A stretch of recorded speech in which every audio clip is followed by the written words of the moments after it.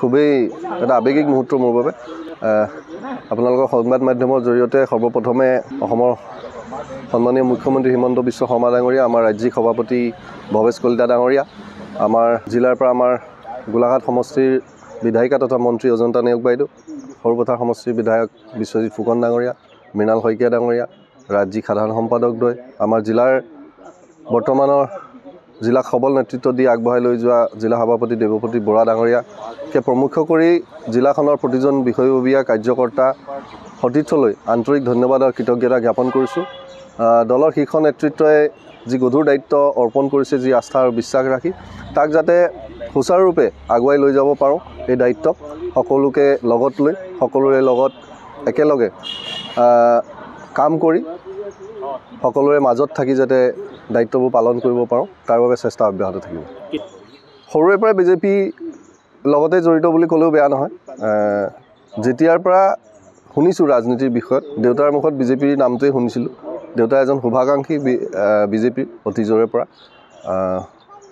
তাৰপিছত সৌভাগ্যক্ৰমে 2014 চনৰ আগত 2013 চনত আমাৰ ঘৰৰ ওচৰৰে সেউজপুৰ ডায়মণ্ড ক্লাবত এক অনুষ্ঠানত ভাৰতীয় জনতা পাৰ্টীত প্ৰত্যক্ষৰূপে যোগদান কৰিবলৈ সুবিধা পালোঁ আৰু সেই সুবিধাক আশীৰ্বাদ হিচাপে লৈ যি দায়িত্বই লাভ কৰিছোঁ ইমান দিনে, সেই দায়িত্বক পালন কৰি গৈছোঁ আৰু ফলশ্ৰুতিত আজিৰ নেতৃত্বই শীৰ্ষ জ্যেষ্ঠসকলে এই আস্থা আৰু বিশ্বাস ৰাখি মোক দায়িত্ব অৰ্পণ কৰিছে।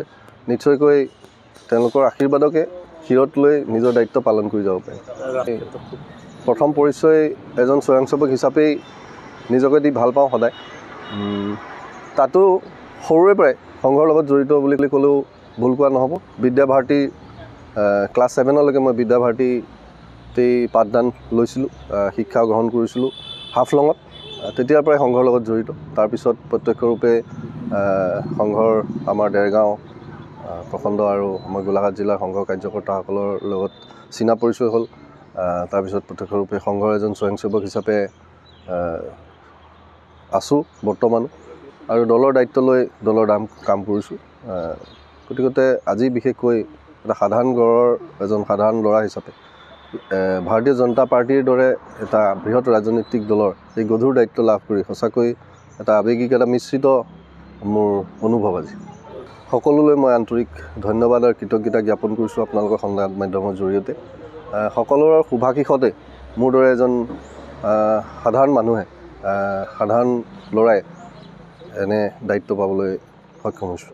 মই প্ৰথম কথা যে চন্দ্ৰজ্যোতি ঠাকুৰলৈ মোৰ শুভেচ্ছা জনাইছোঁ আৰু দেৰগাঁৱৰ হিচাপে আৰু আনন্দিত হৈছোঁ যে দেৰগাঁৱৰ পৰা এতিয়ালৈকে চন্দ্ৰজ্যোতিক ধৰি 3জন জিলা সভাপতি আমি পাইছোঁ আৰু প্ৰথম সভাপতি মই নিজে দেৰগাঁৱৰ পৰা, তাৰপিছতে বেদান্ত বৰা আৰু তৃতীয়তে চন্দ্ৰজ্যোতি ঠাকুৰ। আৰু এজন অতি কৰ্মদক্ষ আমাৰ যুৱক আমাৰ দলৰ জিলাক নেতৃত্ব দিছে যুৱ মৰ্চাৰ সভাপতি হিচাপে।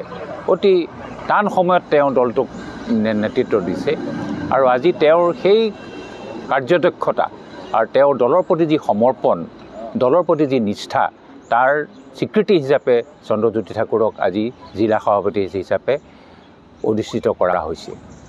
আগন্তুক দিনবিলাকত তেওঁৰ হাতত বহুত চেলেঞ্জ আহি পৰিছে। আগন্তুক পঞ্চায়ত নিৰ্বাচন আছে, তাৰ পিছতেই আকৌ আমাৰ বিধানসভাৰ নিৰ্বাচন 26ত আছে। তেওঁৰ নেতৃত্বতে আমি এই নিৰ্বাচনবিলাক খেলিম আৰু আশা ৰাখিম যে তেওঁ সকলোৰে সহযোগত, জ্যেষ্ঠ কনিষ্ঠ সকলোৰে সহযোগে এই দলটো আগুৱাই লৈ যাবলৈ সক্ষম হ'ব।